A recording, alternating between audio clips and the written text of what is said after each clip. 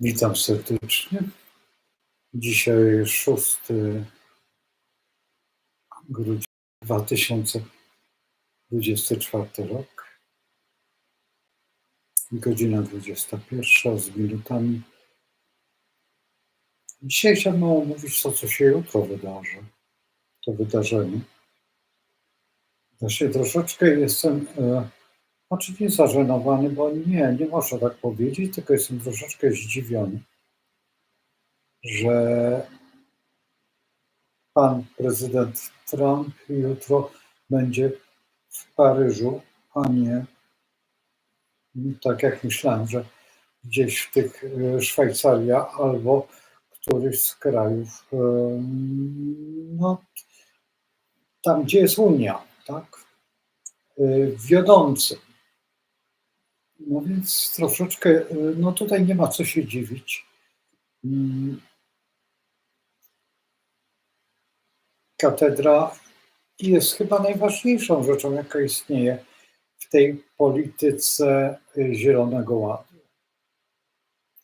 To jest najważniejsza przyczyna, jaka może być. Powód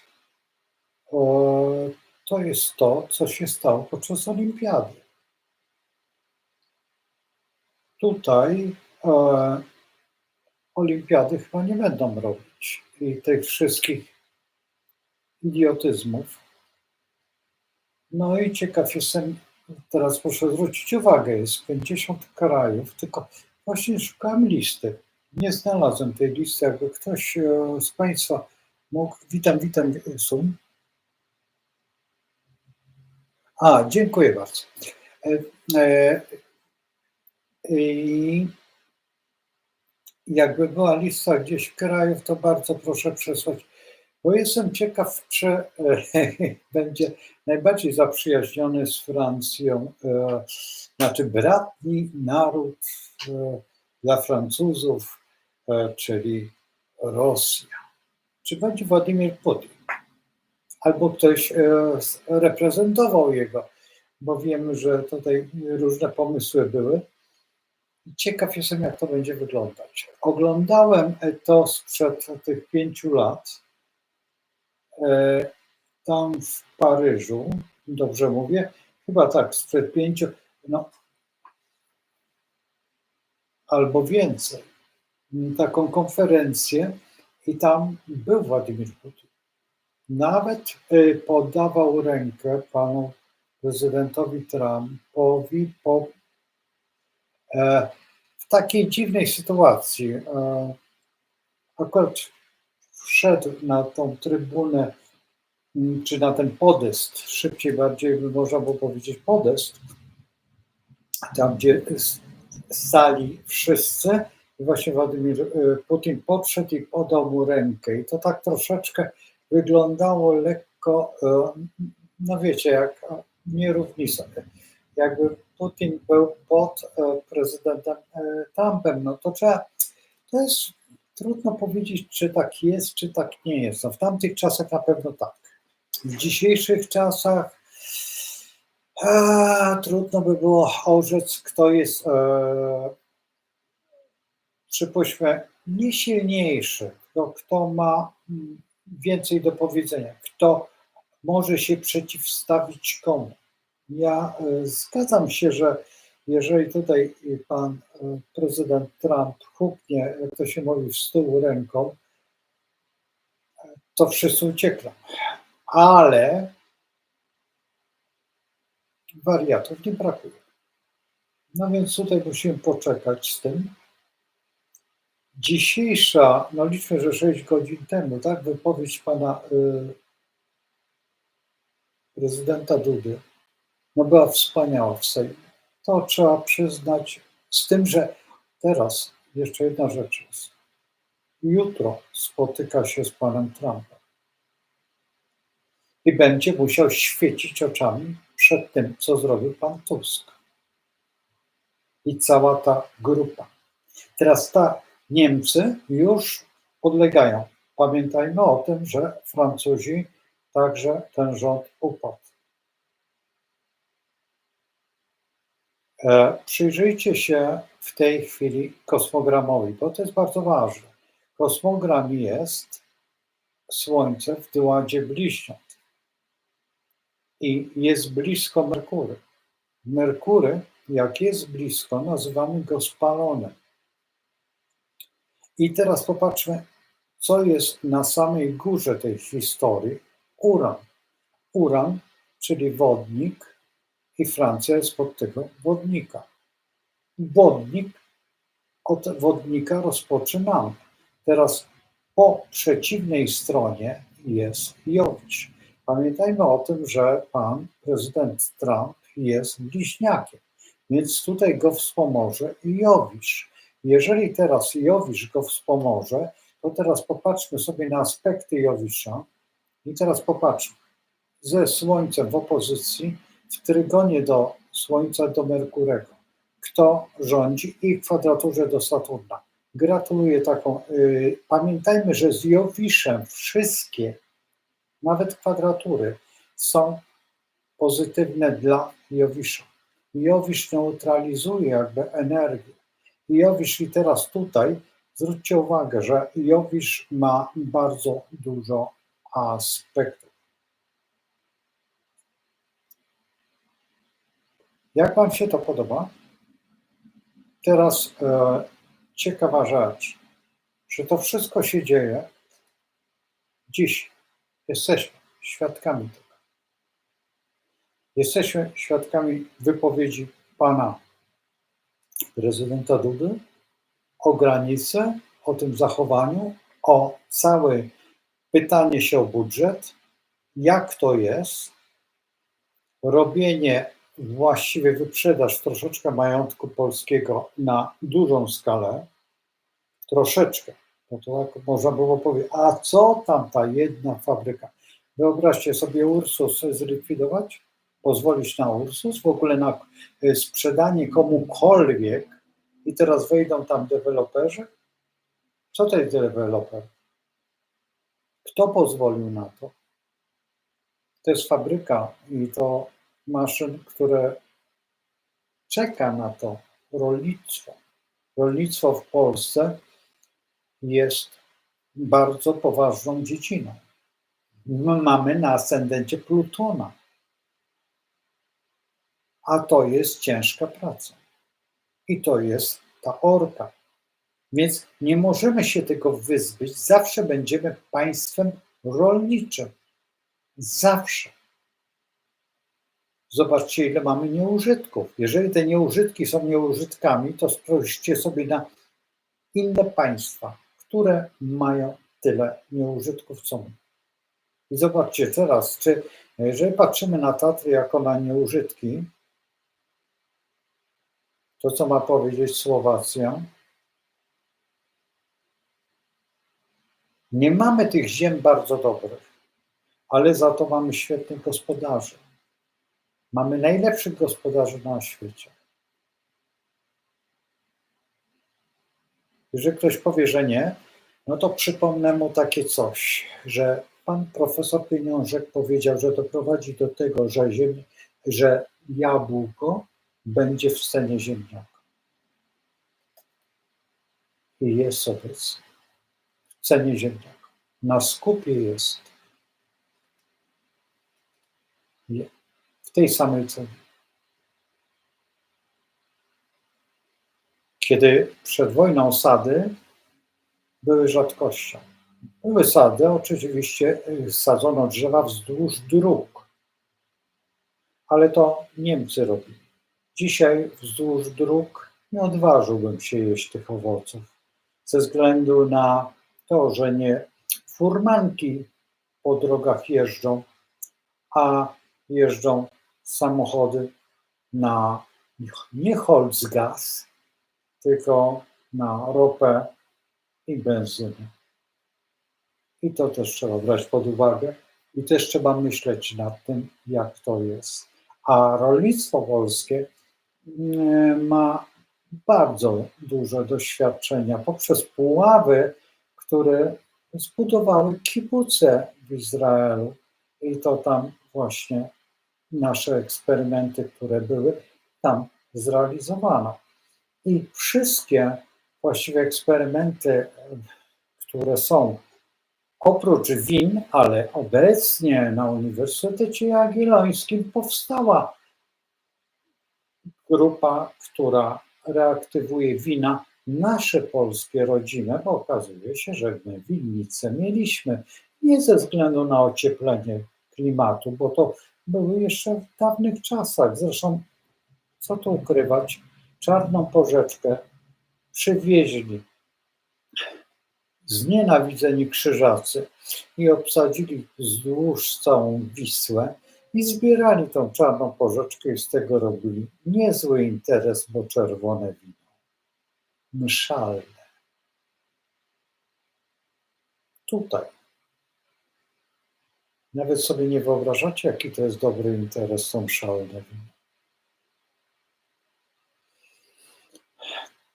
To ojciec Tadeusz, gdyby miał takie fundusze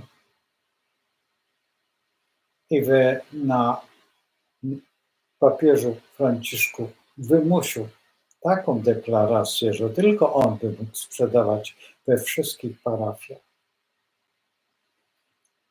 to Toruń by miał złote domy i Torunią by były najpiękniejsze mieszkania, a Toruńczycy, czy to powiedzmy pierniki by chodziły oblane złotem, jak w Dubaju z kotlety wołowe, bewsztyki w złotych foliach. Także wszystko przed nami, jak dobrze pomyślimy. No i trzeba mieć tylko, trzeba by podpowiedzieć ojcu Rydzykowi, żeby to nie zarzucał radia, a stworzył winiarnię. Oczywiście z Czarnej Porzeczki.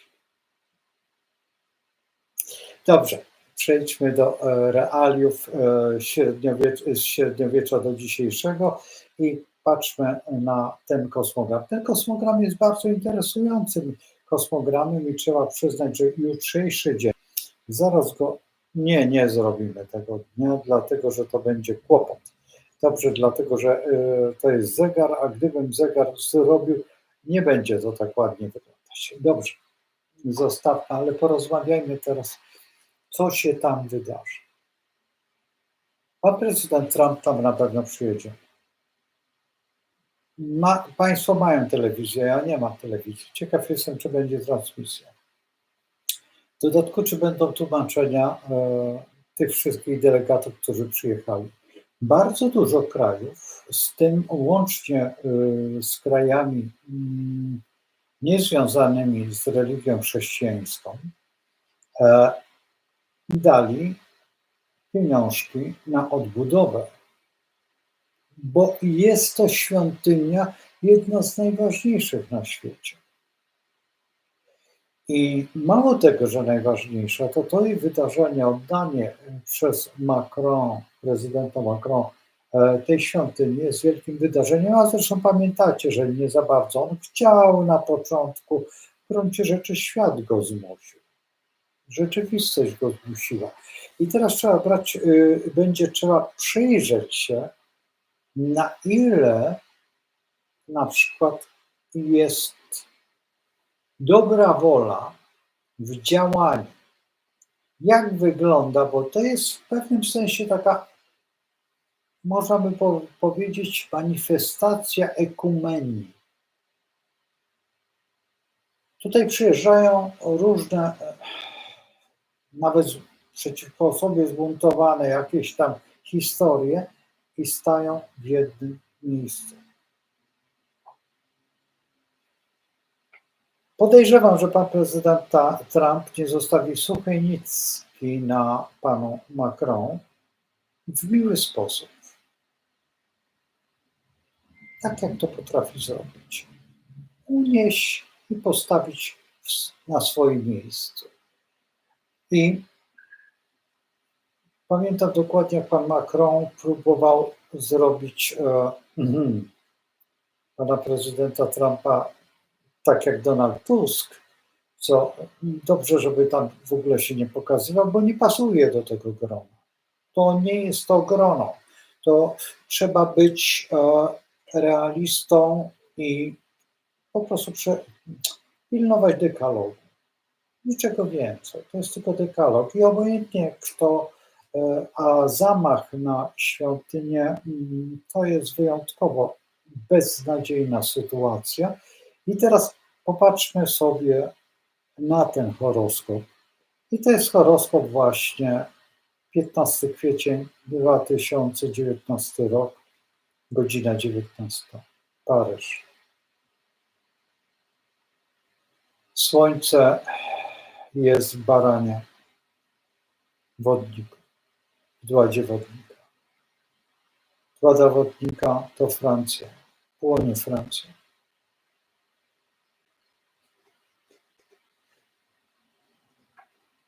Z punktu widzenia teraz tego czasu łatwo jest mówić, ale jest to znak, jak Francja się zachowuje. Jutro prezydent Trump może we Francuzach wzmocnić ich serca, wiarę we Francję, wiarę w kulturę chrześcijańską i wiarę w siebie. Francja jest państwem kolonialnym, która oddała właściwie bez żadnego szczału wszystkie swoje latyfundia.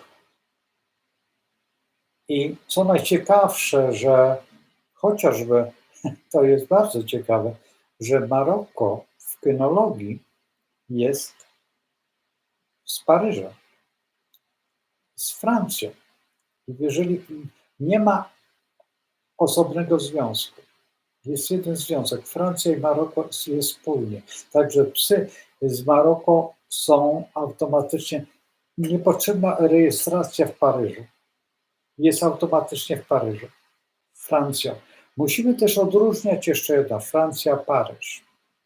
Dlaczego? Dlatego, że wszystkie państwa kolonialne, jeżeli chce młodzież studiować, musi przyjechać na egzamin do Paryża. Ponieważ wszystkie kolonie francuskie mówią po francusku, większość.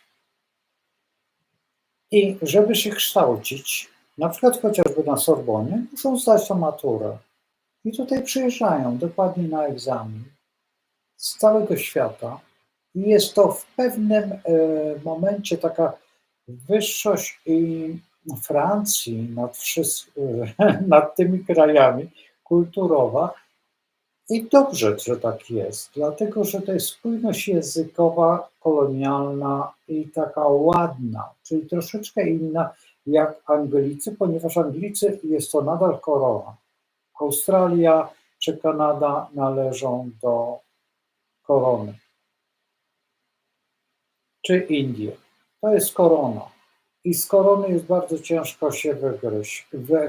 Francuzi z kolei bardzo łączą, nawet pozwalają i właśnie między innymi wpływ Uniwersytetu, czyli Sorbony, jest ogromny na kulturę tych wszystkich byłych podległych państw, czy też i dlatego też tutaj, jeżeli zaczyna płonąć katedra, która jest chyba najważniejszym miejscem, bo tam pochowano de Gaulle'a, tam przyjął Napoleon tytuł cesarski. To jest miejsce kultu. To jest tak jakby u nas, tam gdzie został pochowany brat pana i nasz prezydent Kaczyński tutaj na Wawelu.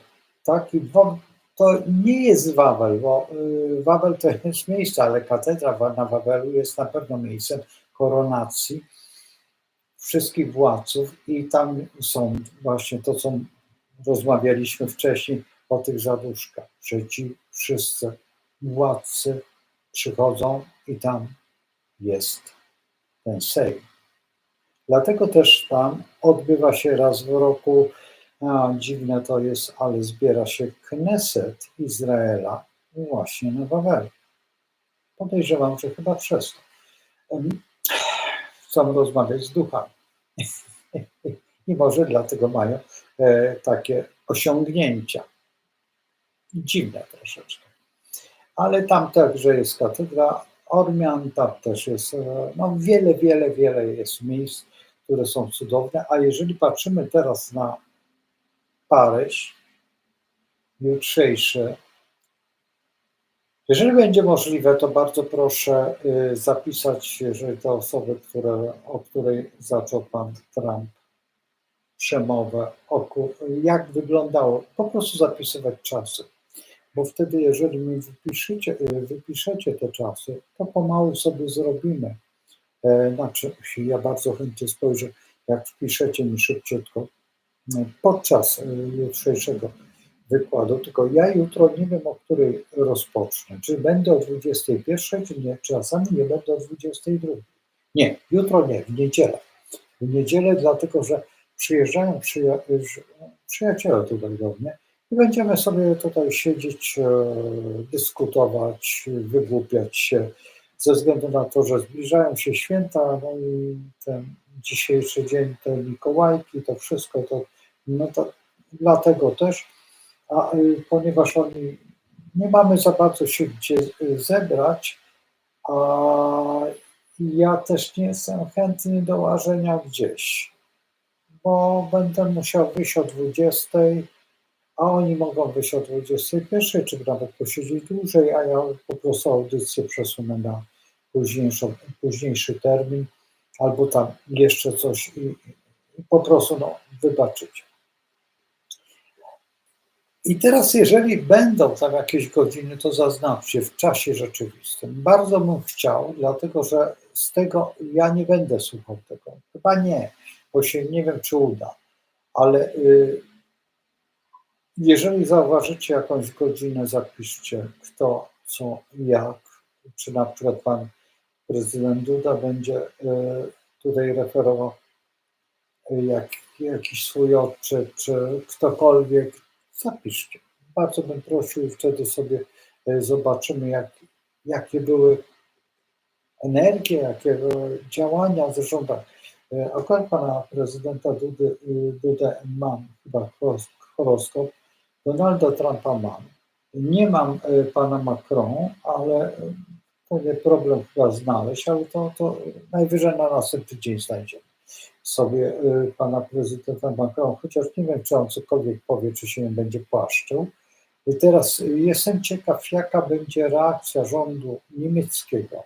Jak będzie wyglądać reakcja rządu, no wiem na pewno, jak będzie wyglądać reakcja rządu angielskiego. Anglicy będą starać się być pod nóżkami pana prezydenta Trumpa, ale tam oni są i jeszcze jedna rzecz jest, że tam jest dużo Hindusów.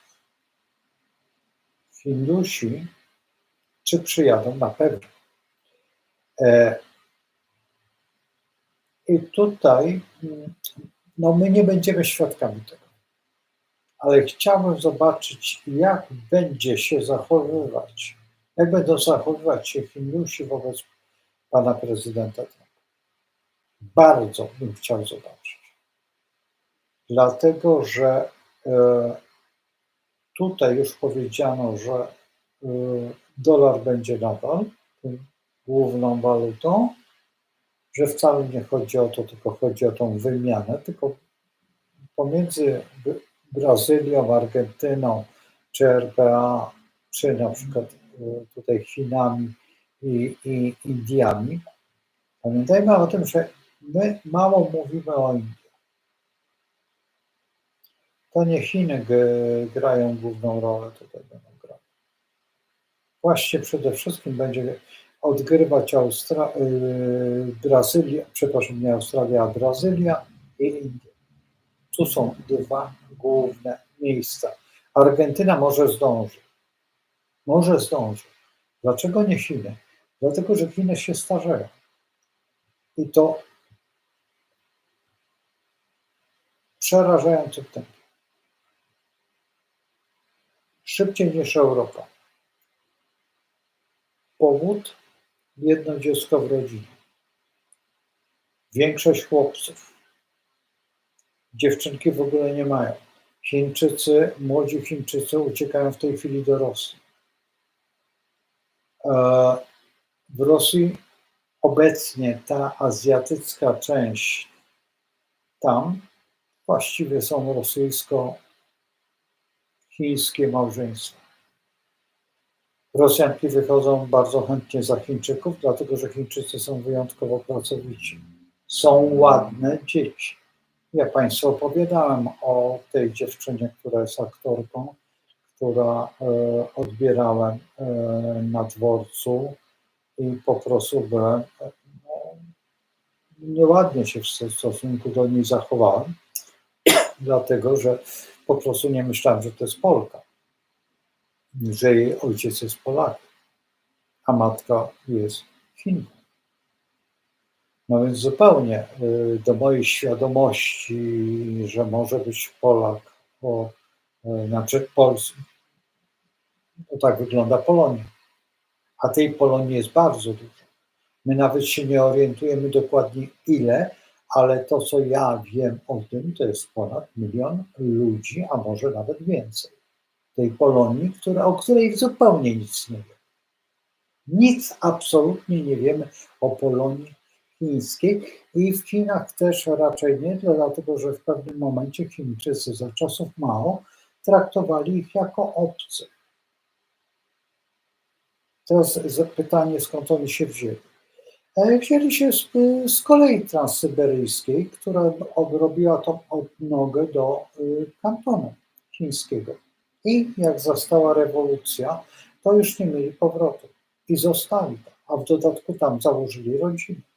I tam te rodziny są. I dzisiaj bardzo ciężko jest je odnaleźć, dlatego że niektórzy wiedzą, ale boją się wyskoczyć z tym. W dodatku oni już w tej chwili to jest 4. czy 3. pokolenie, 4., nawet 5. pokolenie, to w zależności w jakim okresie, tak? Co ile lat się rodziły dzieci. Ale to jest jednak milczenie, takie milczenie o Katyniu za moich czasów. Że o Katyniu nie można było w szkole rozmawiać.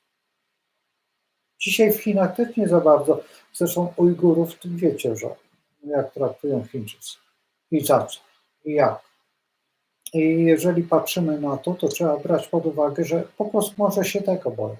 Ale tej Polonii jest bardzo dużo i co najciekawsze, że wiem o tym, i to z doskonałych źródeł, bo mojej rodziny, że mówi się tam po polsku, ponieważ mam tam rodzinę.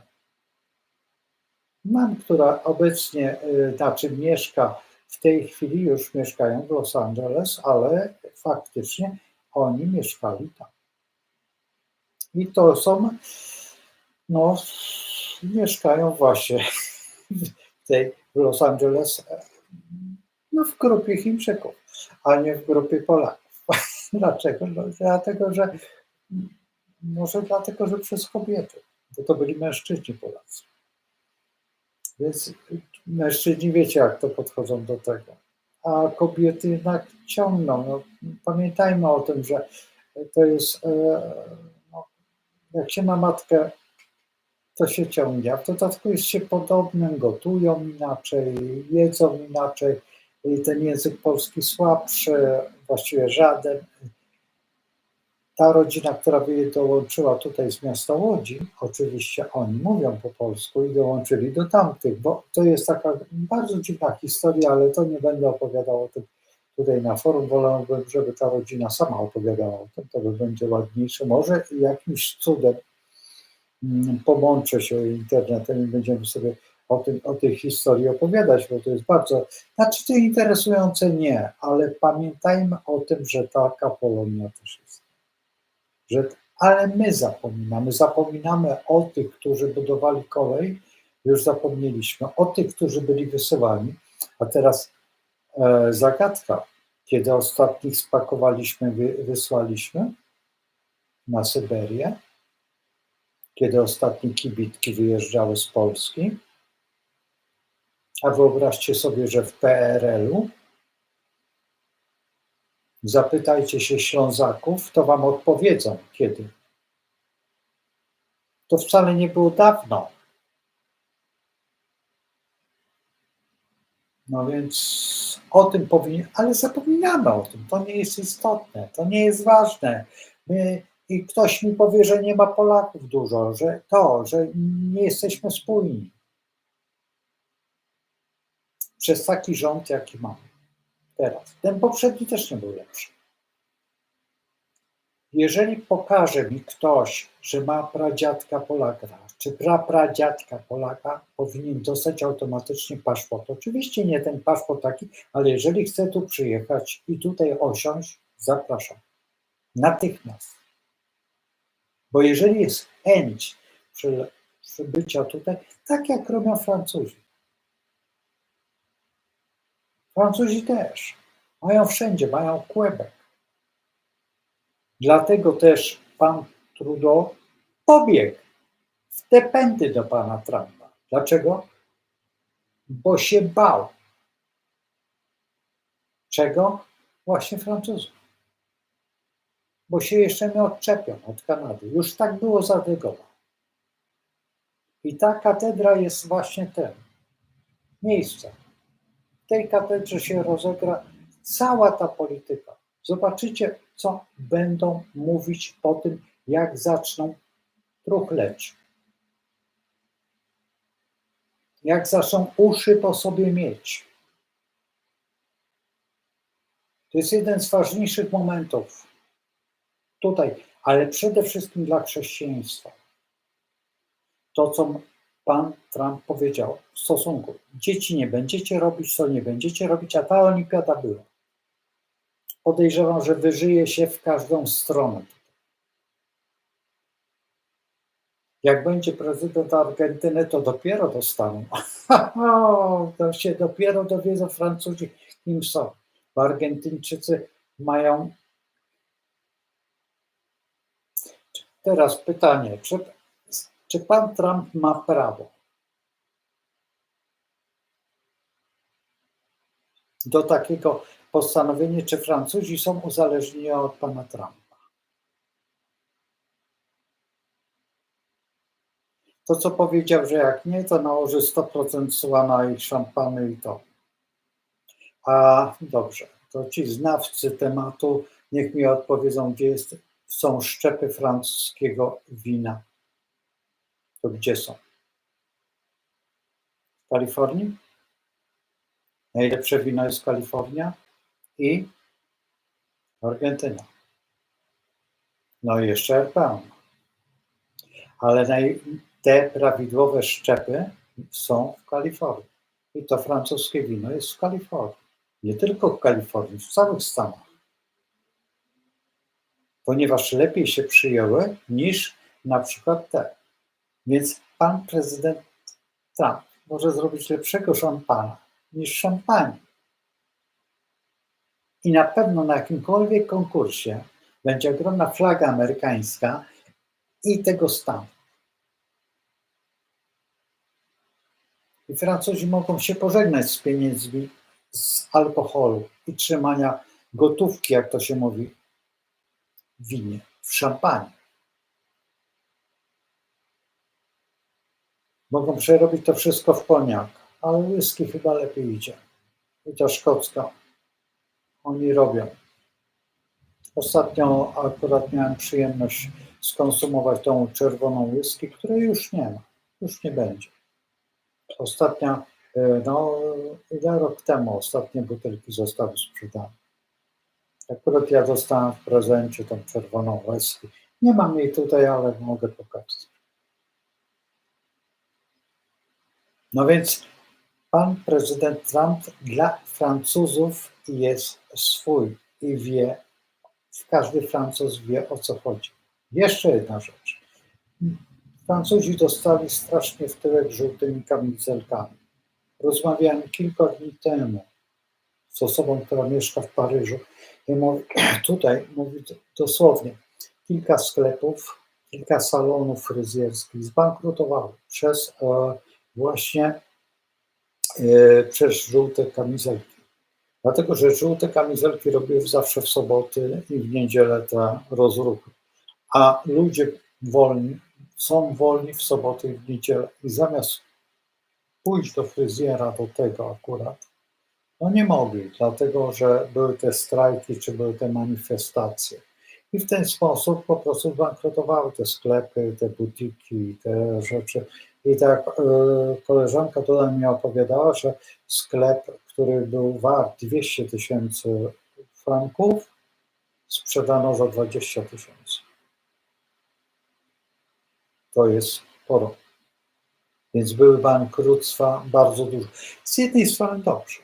Z jednej strony dobrze, niech Francuzi troszeczkę dotrą się do rzeczywistości, taką jaką my mieliśmy przez ileś lat, bo nic nie zrobili, żebyśmy mieli lepiej.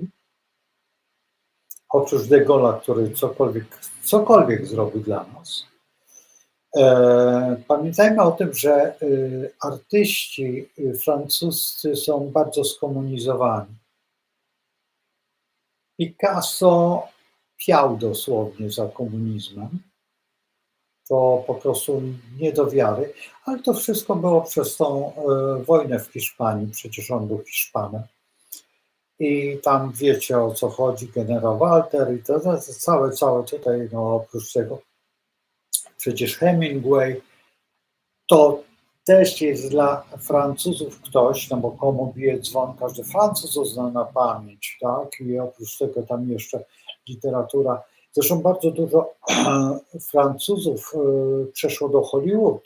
Nawet czasami nie wiemy o tym, że to są Francuzi, aktorzy francuscy, a byli w Hollywood i są w Hollywood. Powód jest taki, że francuska kinematografia jest inna, a też Hollywood zabiera po prostu tych lepszych. Znaczy, czy lepszych, tych, których potrzeba, bo Francuzi mają swoją historię, ale zupełnie inną. My jesteśmy bardziej. Jeżeli ktoś rozumie Kieślowskiego filmu, to oczywiście, że tak. Ale jeżeli ktoś nie rozumie tych filmów, tylko woli na przykład westerny, no to wybaczcie, ale westerny też są francuskie, włoskie też są, ale najwięcej jest jednak aktorów francuskich w Stanach Zjednoczonych. No i trzeba brać to pod uwagę, że jeżeli mówi prezydent Stanów Zjednoczonych do Francuzów, to oni go uważają nie powiedzmy za swojego, ale takiego człowieka, który ma wpływ na nich, wbrew pozorom. Dlatego, że po pierwsze, Stany Zjednoczone walczyły z Anglikami, plus Francuzi już, hurra. Nigdy Francja nie walczyła ze Stanami Zjednoczonymi. Też plus dla, ale Anglia tak. Anglicy tak, no bo całe Stany Zjednoczone są, przecież to jest to. No, trzeba brać pod uwagę Quebec i Kanada, ale to jest zupełnie inna historia, nie jest to historia Stanów Zjednoczonych, więc absolutnie Stany Zjednoczone od tego umywają jakby swoje te, a pamiętajmy o tym, że masoneria francuska założyła Stany Zjednoczone. Też musimy wiedzieć o tym. Także to jest takie ciche, niby Stany Zjednoczone są angielskie. Są. To właśnie obecny prezydent nie za bardzo zna historię, a pani ta, jego żona chyba zapomniała, że chodziła kiedykolwiek do szkoły, bo uczyła czegoś tam, nie historii Francji, bo gdyby uczyła historii Francji, to by wiedziała, że po rewolucji francuskiej wyjechali do nieudanej rewolucji. Nieudana to była jednak rewolucja. Wyjechali do Stanów i tam rozpoczęli właśnie swoją kampanię o wolność i założyli państwo takie, powiedzmy, że takie jak chcieli. Nie, też im wyrwało się to, Stany Zjednoczone nie są takie zupełnie. Ostatnim państwem, które było poddane temu reżimowi, to Portugalia. Tylko ja mogę pomylić, albo to były gościki, albo to były gościki, tak? Rewolucja chyba gościków. To było niedawno. No bo w teraźniejszych czasach, znaczy no w teraźniejszych, no, przypuśćmy, że 60 lat temu, czy może nawet więcej. Nie pamiętam w którym roku. No właśnie to jest to, że ja wiem, ale proszę historyka, niech on opowie o tym. Wcześniej sobie porozmawiamy o Stanach Zjednoczonych, o tym, o tamtym. Ja mu uzupełnię, czego ma się nauczyć, czego, co ma zreferować. No musi tak, dlatego że większość historyków wie, jeżeli zajmują się pewnymi rzeczami, ale oczywiście, a ci, którzy znają Stany Zjednoczone, to po pierwsze wszystkich prezydentów znają na pamięć, wiedzą kto kim był, co robił, co jadł, bo to wcale nie jest tak dużo tych prezydentów, to nie tak, byśmy musieli wszystkich króli, a też musieliśmy znać na pamięć. Wyszła taka książka Królowie Polscy i ja chciałem kupić tą książkę, ale jak zobaczyłem tam na samym końcu twarz Gierka i króla z królem porównanie, no to wybaczcie, ale nie kupiłem tej książki, bo takiej bzdury to w ogóle nie chciałem mieć w swojej grupie, a w dodatku ostatni król, który był, właściwie nie ostatni, ten przedostatni, w ogóle ci, nazwijmy ci wolnoelekcyjni królowie, to tak jest. Nawet syn Jeremiego Wiśniowieckiego też był no, cienias, no można by było tak powiedzieć. Bo Stanisław August Poniatowski jakby nie było, nie był taki głupi jak był, bo zrobił z tej Polski tą konstytucję, zrobił. I to właśnie była po Stanach Zjednoczonych, tak? I to jest, trzeba przyznać, że zrobił dobrą robotę. W ostatnim momencie, to jest ważne, bo historia pamięta to i on jest, i wiwat król, niech żyje król. Ale to jest, tak, zgadzam się całkowicie. I to jest ogromne wyjaśnienie pewnych rzeczy. Teraz, to co się będzie jutro odstawiać tam w Paryżu, w tej katedrze, ciekaw jestem jak będzie wyglądać chociażby wypowiedź kościoła francuskiego, który francuski kościół jest na większym rozdrożu jak my, ponieważ my jesteśmy na dziwnym bardzo rozdrożu. O tym się nie mówi, ale w gruncie rzeczy jesteśmy no, zupełnie w różnych miejscach. Jeżeli chodzi, jakby mogły, to by się podzieliły te kościoły. No, co tu ukrywać, niektórzy by się bardzo cieszyli, żeby Kościół się rozpadł, co nie jest możliwe. I jeżeli patrzymy na erę wodnika, to już uprzedzam, że w erze wodnika zobaczycie jutro erę wodnika. Ci, którzy chcą zobaczyć erę wodnika, to właśnie jutro będzie era wodnika. Jutro będą namiastki ery wodnika. To, co się jutro będzie dziać tam, to jest te 2000 lat przed nami. Właściwie nie 2500 lat. 500 lat.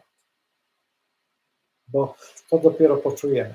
Właśnie jak się będą zachowywać, jak będą tutaj wyglądać, jak będzie wyglądać ta ekumenia, jakie są wrażenia, jak się obnoszą inne religie, jakie jest poddaństwo innych religii, a jaka jest ta równowaga religii. To jest bardzo ważne. Jak będą siedzieć, jak się będą zachowywać, jak sobie będą, bo to zrobił Franciszek, tak, ale zasył. I potem podjął to Jan Paweł. Niezupełnie Jan Paweł, jeszcze wcześniej też były postacie papieży, którzy brali to pod uwagę i to bardzo, i były jakby działania.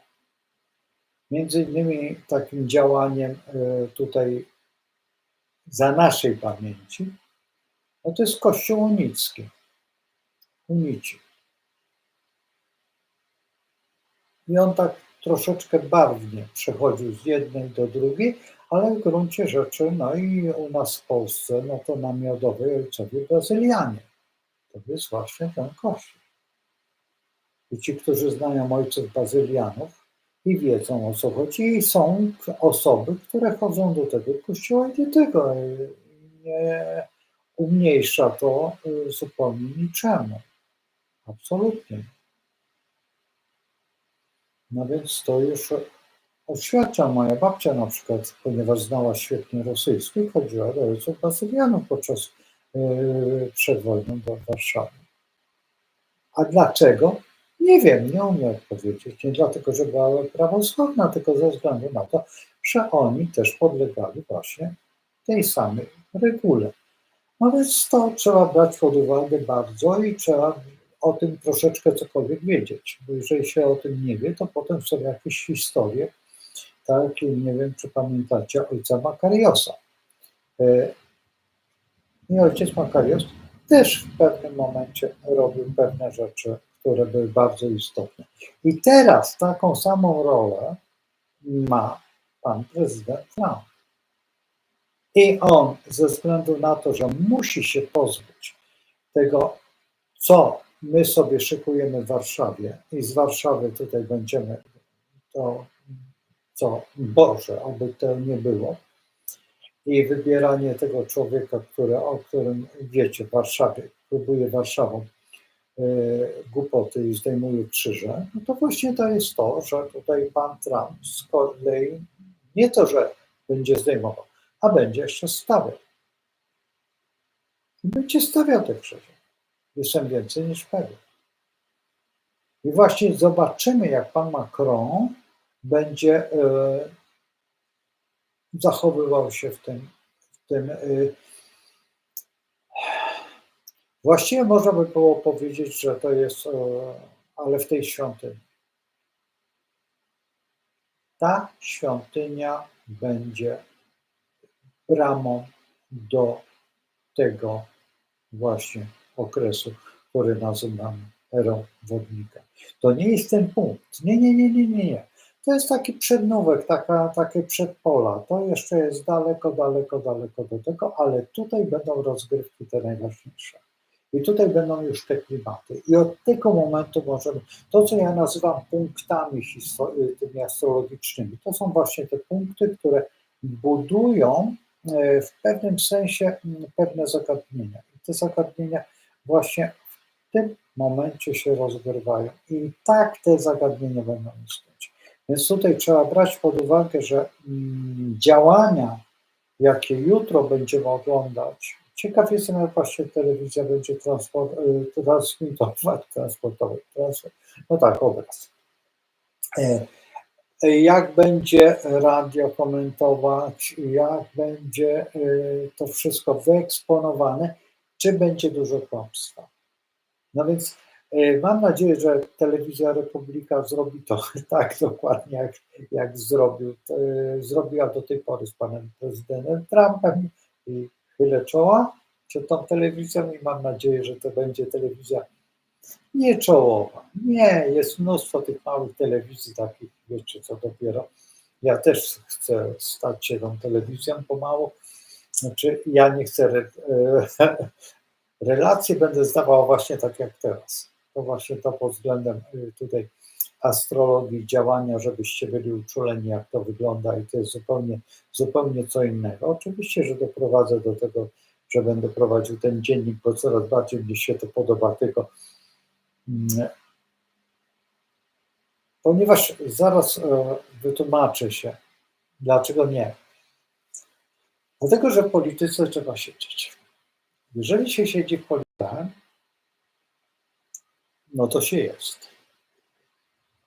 Ja przez ostatnie 5 lat właściwie nie siedziałem, bo mnie to ta szczypawka i te wszystkie rzeczy dookoła i te wszystkie Majdany, nie Majdany, te wszystkie historie mnie nie interesowały. Mimo to, że brałem w tym, przypuśćmy, jakiś tam udział, tak każdy z nas, że to dotykało, ale to tak patrzyłem troszeczkę przez palce, a co, to nie u mnie. Tutaj jak patrzyłem na to podpalenie przed ambasadą rosyjską, które widziałem na własne oczy, no to jest zupełnie co innego, czy tak byłem na pogrzebie ojca Podbiełuszki, no to też co innego. To są kwestie właściwie przypadku. To, że widziałem te twarze, widziałem tych ludzi płaczących w tych mundurach przepięknie tutaj, którzy się nie wstydzili. Wojskowi się nie wstydzi przyjść, bo ta cała niebieska policja, to MO, to wszystko było bardzo daleko. A ten człowiek, który zabił, to tutaj mieszka na Księżymłynie, wiecie, ojca Popiełuszkę i on dzisiaj ma emeryturę. I ja się dziwię, że on w ogóle ma. Powinno go się zdegradować do szeregowego i szeregowego powinien być. Dziwię się, że osoba, która dokonała tak nikczemnego, tak w tej chwili ci, którzy dokonali, i mam nadzieję, że pan minister Robert Kennedy w Stanach Zjednoczonych otworzy drogę do tak zwanego zdrowego życia. To zdrowe życie właśnie potrząśnie Francję. Właśnie potrząśnie Francję, że Francuzi nie zezwolą na te wszystkie kombinacje.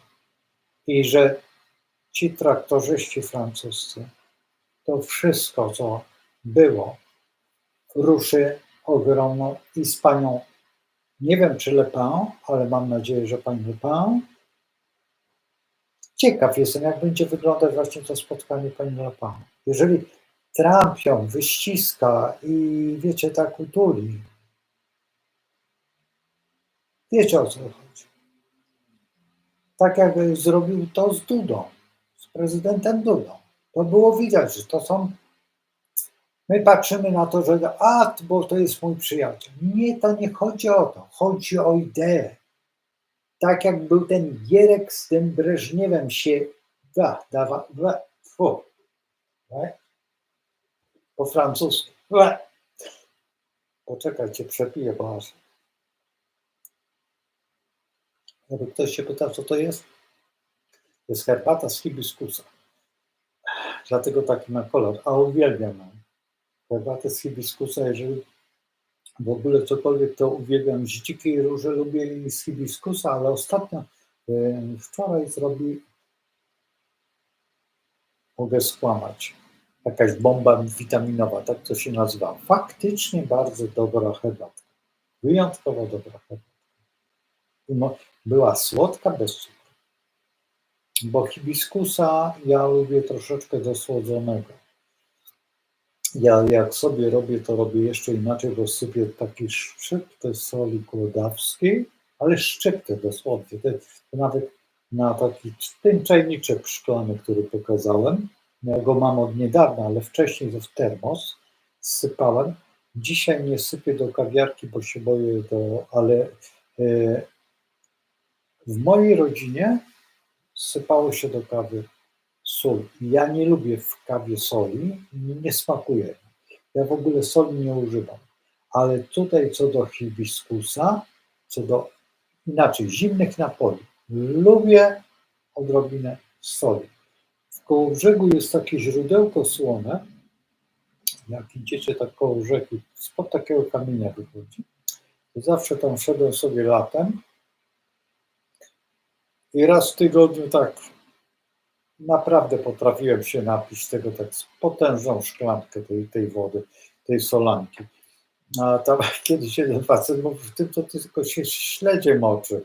A ja mówię, ale ja tak lubię. A mówi, no w sumie właśnie ma pan rację. Ja mówię, a wie pan odkąd to leci? Ja mówię, od tysiącleci ta woda tak leci, słona. Ale to odejdźmy od tego tematu i wróćmy do pana prezydenta Trumpa. I teraz zobaczcie, jaką ma wielką, kim on tam będzie. Patrzmy na to, jak on poustawia sobie ludzi, jak ci ludzie będą, i Francuzi będą bardzo patrzeć na to, dlatego że rolnicy już tam nie słyszeliście, ale tam, czy może oglądaliście albo byliście, ale oni potrafili gnojówę tam przed do ministerstwa wpompować. My nie. My nigdy nie robiliśmy takich, w ogóle nie mamy w obyczajach takich zwyczajów jak Francuzi. Po pierwsze tak, większość Francuzów służyła w Legii Cudzoziemskiej. Jeżeli służyli w Legii Cudzoziemskiej, to nie jest nasze wojsko, to są rzemieślnicy śmierci. To są wojska, które utrzymywały porządek w koloniach. I Francuzi to nie jest delikatna. Tam nie jest, żandarmeria nie jest delikatna, a Legia Cudzoziemska to są recydywiści. To są recydywiści z całego świata i Francuzi. I jedni i drudzy są przerażające. Ja akurat znam dwóch oficerów, ale Francuzów. To mojej mamy koleżanek, mężowie.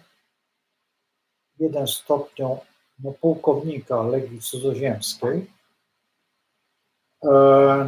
Facet, z którym lepiej było nie zacząć. A drugi był majorem. Po Sorbonie, po jakimś tym i był w Legii Cudzoziemskiej. On był cały czas w Czadzie. Dowódcą tam jakiejś jednostki w Czadzie.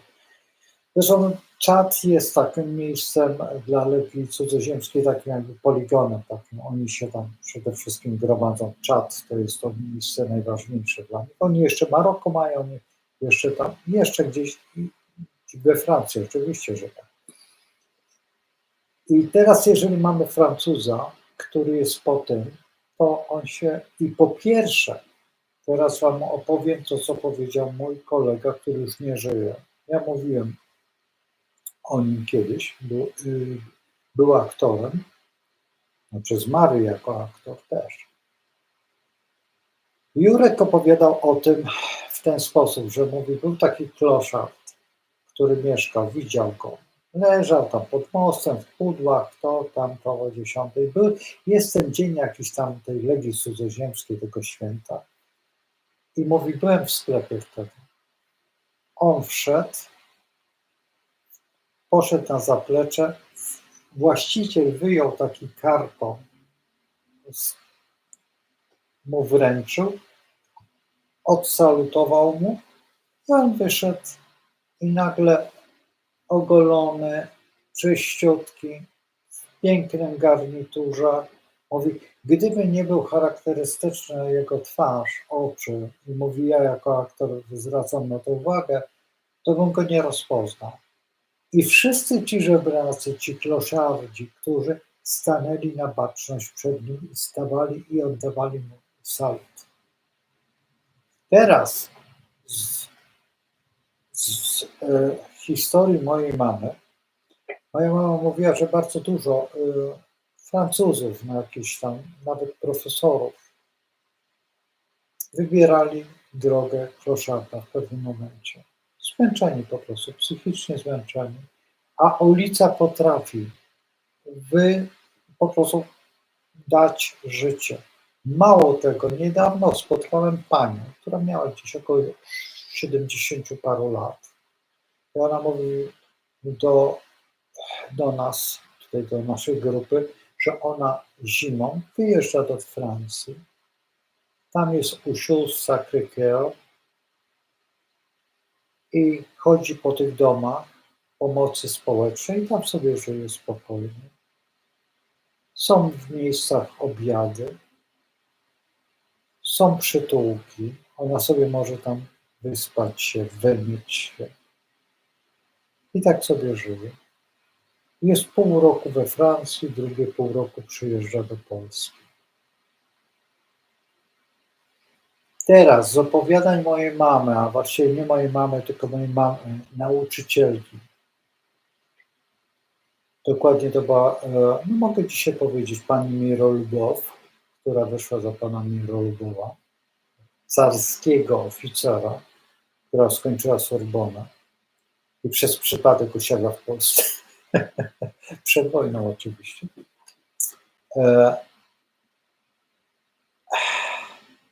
opowiadała o tym, że młode dziewczyny, które nie miały posagu, szły na ulicę, zarabiały i wychodziły potem za mąż. Były bardzo przyzwoitymi matkami. Ale we Francji nie ma tego zwyczaju, że ulica, że no to puszczanie się, to ten wpływ Wenus jest czymś złym. Jest to formą zarabiania. No dlatego to też przed wojną się nazywało choroba francuska i wiele innych, tak? No wiecie jak, o co chodzi. I tutaj trzeba przyznać, że no, na tym zrobił, co tu ukrywać, no, fortunę Freud, na tych chorobach wenerycznych i na skutkach tych chorób wenerycznych. No, jeżeli patrzymy na Freuda, tutaj on co prawda Szwajcar, i no nie tylko tych, ale no między innymi to było też przyczyną jego badań, czy Karla Gustawa Junga, już chyba bardziej, właśnie Jung poszedł tą stronę duchową. Freud został w tym baranie.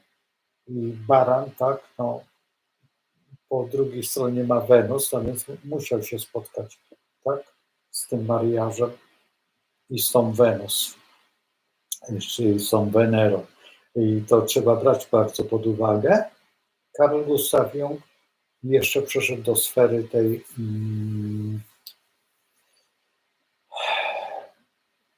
fizyki i duchowości i kwantu i rozwoju platonizmu, tak, i wszelkich innych działań, gdzie właśnie rozwinął to zupełnie jakąś inną, tą większą. Teraz jeżeli patrzmy na pana prezydenta Trumpa, jeżeli teraz wróci on tam rozpocznie tą kampanię przede wszystkim odejścia od tych wszystkich zielonych ładów, ale najbardziej od tego ładu zmuszania dzieci do tej innej formy, tak? Do tej no, wynaturzenia na przykład, nazwijmy to tak. Co dzisiaj oglądałem z przerażeniem panią minister, która opowiadała o tym zdrowiu i nieumiejętności zupełnie dla mnie, nie znając tematu, bo powiedziała, że nauczyciele WF-u, potem farmaceuci, lekarze, potem jeszcze ktoś może wykładać to, tylko muszą przejść, no przypuśćmy, studia podyplomowe takie, a to ma być od września, no więc redaktor po prostu patrzyła się jak od września, a studia, albo już są takie wydziały i pani nawet nie wie, no psycholodzy oczywiście, na psychologii, no jest psychologia kliniczna, ale psychologia kliniczna to jest specjalizacja, a specjalizacja wymaga zupełnie.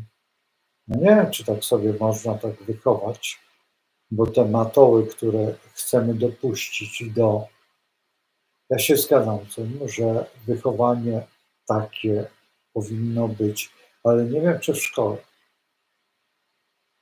Czy to w ogóle powinno być przedmiotem, ale właściwie, jeżeli tak, to powinno być to bardzo ładnie Ja akurat miałem to, byłem tym właściwie, nie wiem, czy nie pierwszym rocznikiem wychowywanie seksualne w rodzinie. I akurat przypadło tak, że nas uczył historyk i przepięknie rozpoczął od matriarchatu, od historii właściwie rodziny, że matka była najważniejsza, i to przeszedł poprzez Biblię, poprzez filozofię Tybetu, poprzez Indię to było przepiękne, to co zrobił. Ale najpiękniejszą lekcję wychowania takiego erotycznego akurat mnie kolega zabrał na wykład siostry zakonnej, dokładnie archiwistki diecezji łódzkiej, pani, nie wiem jak siostra ma na imię, ani nie wiem jak na nazwisko, było wypowiedziane, ale jakoś tak, no, z doktoratem i mówiła o erotyzmie kobiet i seksualności kobiet w Biblii. Słuchajcie, byłem na wielu wykładach, już nie powiem kogo, bo najwybitniejszych seksuologów polskich, pana profesora Lwa Starowicza, który powinien mnie znać od dziecka, ponieważ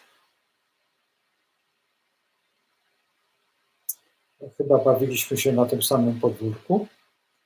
Także tutaj nie jest to istotne, ale seksuologia jest, nie to, że jest mi znana, tylko po prostu Freud jest mi znany. I tutaj w tej seksuologii poznałem jeszcze innych wykładowców i wspaniałych ludzi, nie dlatego, że mnie to interesowało, to nie jest prawda. Po prostu tak trafiam. Przez przypadek. Wiecie, jak to jest. Choć świetny wykład, pójdziemy. A kogo? A co cię to interesuje? No dobra, idę dla towarzystwa, wiecie, dla dobrej zabawy to już się cykam da. Dobra, nieważne co. I teraz patrząc się na to wszystko, patrząc się na tą naszą świadomość taką, podejrzewam, że to jest koniec tutaj i jeżeli ktokolwiek w Europie podskoczy, to żółte kamizelki go zlikwidują. Naprawdę żółte kamizelki zlikwidują. I podejrzewam, że zobaczymy. Właśnie jestem ciekaw, ja uczulam was, dlatego powtarzam to kilka razy, bo po to, żebyście byli bardziej wrażliwi na ten moment, bo akurat nie będę oglądał, chyba że w internecie będzie jakaś taka transmisja super, co bardzo bym chciał. Przecież jakby nie było, bracia Branicy są w Paryżu i mają największą swoją bibliotekę, tak? Wydają te wszystkie broszury, nie broszury polskie, więc mam nadzieję, że tutaj nastąpi jakaś rzetelna informacja dla tej Polski prawidłowej i że, a dzisiaj to, co zrobił pan prezydent Duda, to naprawdę myślisz. Akurat dzisiaj. I to teraz się odbywa. To jest właśnie teraz. Teraz zobaczcie, że to jest ten punkt taki. No i jutro będziemy patrzeć, jak to będzie wyglądać. Możliwe, że będzie jakiś inny jeszcze punkt, dużo silniejszy. Zobaczymy. Następna sprawa, na którą bardzo bym chciał, żebyście byli uczuleni. Gdzie pan Trump pojedzie po? I jaki kraj będzie? Ja podejrzewam, że jednak bym szedł tą stronę do tej stolicy Unii Europejskiej. Teraz ja nie wiem, czy to jest ten Strasburg, czy to jest tam Bruksela. Tak? Nie wiem. To jest głupie po prostu, czy to są dwie. Nie wiem, o co tutaj chodzi. Nie wiem, naprawdę nie wiem. Czy też w jednym. Nie wiem. Ja po prostu nie jestem w tym jakiś taki mocny, czy wszystko wie, ale ciekaw jestem, jak pan pobiegnie, bo jestem więcej niż pewien, że tam. I teraz może się tak stać, że będziemy to jutro widzieć, że jeżeli Macron i pani Le Pen obejmie to wszystko, to przyjedzie do Francji. Na pewno nie do Niemiec. Jeżeli do Niemiec, to chyba po to, żeby, no to wtedy no podejrzewam, że Niemcy się już naprawdę podzielą. Bo ja widzę, że no wtedy na pewno wyjedzie z taką propozycją. Na pewno, bo to nie ma sensu utrzymywać tego molocha takiego i tak skonfliktowanego w sobie, bo Jednak trzeba przyznać, że to przyjęcie NRD do Niemiec federalnych no, zrobiło im wielką krzywdę. Jednak oni byli zjednoczeni, byli spokojni, tak jak Szwajcaria na przykład, czy tak, a w tym momencie no, po prostu zaczynają odnawiać się jakieś zapędy, że oni będą wielcy, chcą zrobić to ekonomicznie, a popadli no, przerażająco długi. Jeżeli im się fabryki walą, właśnie Volkswagena, które założył Adolf Hitler w najgorszym momencie, i to samochód kultowy. Kultowy samochód i zakład kultowy i w ogóle wszystko kultowe pod każdym względem. To tak jak Renault we Francji, skąd przyjechał między innymi Gierek, i Renault czy Citroën. A teraz głupiałem. Czy to Renault, czy Citroën. Nie pamiętam, który był w rękach komunistów. Bo to autentyczni komuniści mieli. I teraz zobaczcie, że BMW sobie nie pozwoli na to. BMW nie będzie utrzymywać Niemiec. BMW na pewno nie, a żaden Austriak nie wsiądzie do innego samochodu jak BMW i żaden Tyrolczyk, nie wiem jak Szwajcarze, ale w Austrii Mercedes to było coś takiego, jakby ktoś jeździł syrenką. BMW to było dopiero coś. I to były te duże BMW, to w ogóle. I jeszcze jeden samochód, ja nie pamiętam, czy to nie był Chevrolet, bo on był składany także w Bawarii, ale to samochodziarze będą wiedzieć. Duży samochód, taki potężny, taki, ja się nie znam na samochodach, taki terenowy, no, na 8 osób, no, przypuśćmy na 6 najmniej. I to u mnie w rodzinie były 4 takie samochody, 4 stały w garażu, BMW też stała, ale i Mercedes stała, ta 600, potężny Mercedes, bardzo potężny. Zresztą mają swoje pieniądze, nie muszę się ich wstydzić w Wiedniu, ani oni nie. Także tak to jest. Słuchajcie, ja kończę już, bo już jest 14 po. Proszę Was bardzo, jak możecie zapisać te godziny, to zapisujcie, bo będzie mnie dużo łatwiej. Potem wypiszecie, o której, co, jak, ja sobie będę szczytywał, albo sobie spiszę, albo to. Chyba że tam wpiszecie mi pod któryś z filmów, tych ostatnich, tam nie wiem, który był film, Nów chyba był ostatni. To wpiszcie tam, bo tam też, bo ja to od razu widzę. I po prostu będziemy budować, zobaczymy, co będzie, co wyniknie z tej całej historii, bo ta historia, słuchajcie, jest bardzo ważna. To jest najważniejsze, jeżeli francuscy rolnicy dostaną od Trumpa, wiecie, na przykład bezcłowe, no to, a Niemcy dostaną 100%. Wyobraźcie sobie. Powie im, że macie nie stosować tego glifosatu i tego wszystkiego. To, co Francuzi nie lubią. Powie im, słuchajcie, róbmy to razem, wróćmy do przemysłu, bierzcie od nas maszynę, a Francuzi pójdą, bo nie mają maszyn swoich. Bo Anglicy sobie z Indii ściągną, tak? Ale Francuzom od razu policzą tyle, co kanał La Manche. I to wszystko, także i Quebec pójdzie za nimi, bo Francuzi jakby nie było, tam jeżdżą do siebie, a to jest przecież tylko co tam 2 metry do granicy, tyle szerokość. No więc tutaj wszystko w porządku. W dodatku zakon Sacré-Cœur sióstr jest bardzo potężnym zakonem. W Stanach Zjednoczonych jest dużo. Sióstr Sacré-Cœur, siostry Sacré-Cœur, to co wiem, to się opiekowały panem Reaganem między innymi. Także na pewno Trump wie o tym.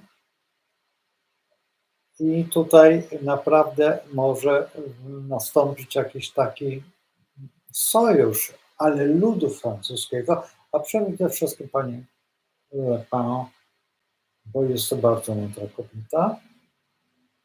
No i teraz rola nas, bo jesteśmy przed wyborami. Na ile będziemy zdeterminowani i wierzyli w temu człowiekowi, który ma dobre kontakty tam, bo to, że z panem Macronem się lubią, pan Tusk, to nie pan Macron. Pan Macron już nie istnieje. On będzie się płaszczył, ale pan Trump nie to, że pamięta, on to widział. To nie jest tak. Żona pana Trumpa jest Słowenką, wiemy o tym. I porusza się, podejrzewam, że w języku polskim tak jak my w słoweńskim. I na pewno jakąś rodzinę polską zna i się przyjaźni. A wiemy o tym, że pana Trumpa, jeden z przyjaciół, jest bardzo dobry przyjaciół, jest Polakiem. I to od bardzo dawna, jeszcze z dzieciństwa, z okresu studiów. Jest to człowiek, który z Polską ma tyle, że tam się wychował i wychował się, widocznie chyba razem tam przeszli swoją historię. Raz była o nim wzmianka, gdzieś słyszałem, ale to jeszcze na samym początku samej, tutaj kiedy pan prezydent Trump został prezydentem, wtedy w tej pierwszej jego kadencji, na samym początku był, nie wiem gdzie, ale to słyszałem. Tak, w tej chwili też jak ci, którzy oglądali te działania, to usłyszeli, że któryś tam w tej grupie jest po polsku, bo się odezwał po polsku. I podejrzewam, że tutaj, no co tu ukrywać, my uważamy siebie za takich niedorobionych, a trzeba brać pod uwagę, że Polaków jest wszędzie pełno i wykorzystywać to. Jeżeli jest tylko, jak to się mówi, interes w tym, to trzeba z tego interesu korzystać, bo po pierwsze, my Polacy jesteśmy podzieleni. Podzieleni przez alkohol. Tak, 3 różne alkohole. Ale to jest, można przeżyć ten koktajl Mołotowa, można to przeżyć. Naprawdę, to nie jest problem. Ważniejszy jest problem, żebyśmy wszyscy po prostu uwierzyli w Matkę Boską Częstochowską. I po prostu ona jest jedna. I oczywiście, że jest ta z Gierczwałdu, jest ta Matka Wampirzycka, ale to jest ciągle ta sama Matka Boska. To jest ciągle ta sama. I one nie walczą z sobą. One są, czyli Chełmska. I wszystkie te Matki Boskie były cudami i zawsze Matka Boska tworzyła cud. Mam nadzieję, że po prostu tam w Stanach też jest ta Matka Boska Częstochowska, w którym miał prezydent Trump spotkać się z prezydentem Dudą, ale nie musi być to prezydent Duda. Może być właśnie ten następny. Się spotkać tam. I to już starczy. Jeżeli będą razem na jednej mszy. Tak jak jutro są wszyscy, 50 państw przyjeżdża tam na to spotkanie. 50 państw. Te państwa nie wszystkie są z znaku krzyża. Więc pamiętajmy o tym. Tak samo my możemy zrobić w tej Częstochowie w Stanach Zjednoczonych. Tam też przyjedzie 50 państw. Może przyjechać. Więc pamiętaj, bierzmy to pod uwagę. Ale to mówię do Polonii, do tych ludzi, którzy mamy tam rodziny. Oni mogą to stworzyć. To nie jest żaden problem. Problemem jest tylko to, żebyśmy dobrze wybrali, dobre mieli, a jutro będziemy mieć największy teatr, największą scenę, największy cyrk świata. Cyrk autentyczny. Tam wyjdą lwy na scenę i zobaczymy Quo Vadis. Trzymajcie się z Bogiem. Do jutra.